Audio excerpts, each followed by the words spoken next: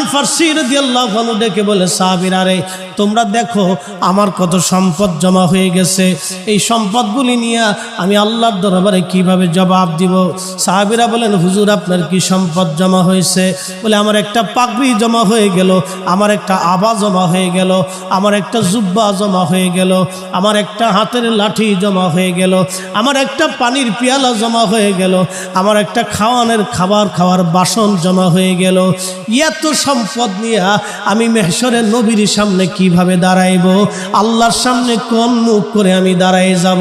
বলো, আমার এত সম্পদ জমা হয়ে গেল। সাহাবীরা কেঁদে ফেলে বললেন, হুজুর একটা মাত্র লাঠি, একটা কাঠের বাসন, আর একটা কাঠের গিলাস, আর একটা জুব্বা, আর একটা আবা, আপনার একটা পাগড়ি জমা হয়ে গেল।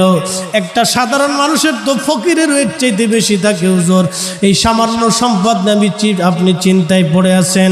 সালমান ফার্সি জবাব দিলেন, সাহাবীরা রে, আমি আমার মাশূকের জবান থেকে শুনেছি, আমি আমার নবীর জবান থেকে শুনেছি, আমি আমার রসুলের জবান মোবারক থেকে শুনেছি, দুনিয়ার ভিতরে বহু সম্পদ রেখে যারা কবরে যাবে আল্লাহর আদালতে তাদের জবাবদিহিতা করতে হবে। এত সম্পদ নিয়ে আমি নবীর সামনে কেমনে দাঁড়াবো, আল্লাহর সামনে কেমনে দাঁড়াবো? আমি চিন্তায় সালমান ফার্সি বসে বসে কাঁদতেছি। একবার জোরে বলা যাবে কি আল্লাহু আকবার?